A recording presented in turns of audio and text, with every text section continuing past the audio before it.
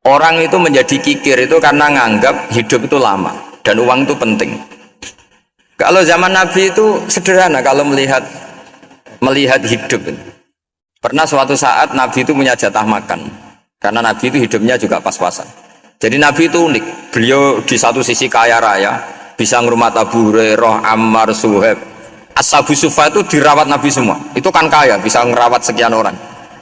Tapi di sisi yang lain untuk pribadinya beliau miskin. Kadang nggak bisa makan hari itu.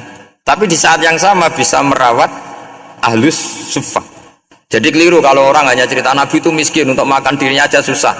Itu keliru. Kelirunya kalau tidak diteruskan, tapi Nabi mampu menghidupi ahlis suffah.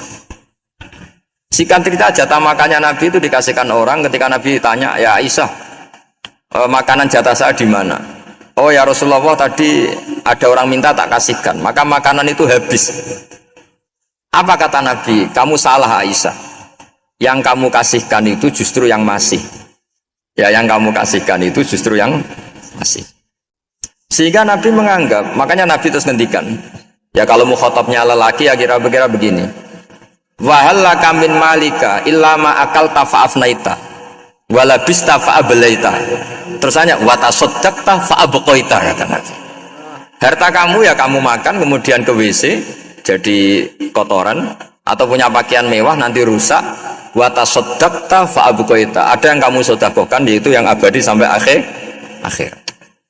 Sehingga banyak pengusaha yang mencintai saya setelah tak ajari hadis itu, misalnya punya uang 1 miliar karena dia spekulan atau pedagang rawan bangkrut, disedekahkan ke masjid 50 juta, yaitu yang abadi. Jadi kalau suatu saat bangkrut, dia masih punya uang 50 juta di akhirat. Jadi Nabi itu mengajari sedekah itu apa? Ya sedekah itu pengabadian uang. Kalau kita kan enggak, bilang sedekah itu nguras uang. Itu pikirannya setan, dan pikirannya orang Islam. Itu cara berpikir setan, bukan cara berpikir umat apa.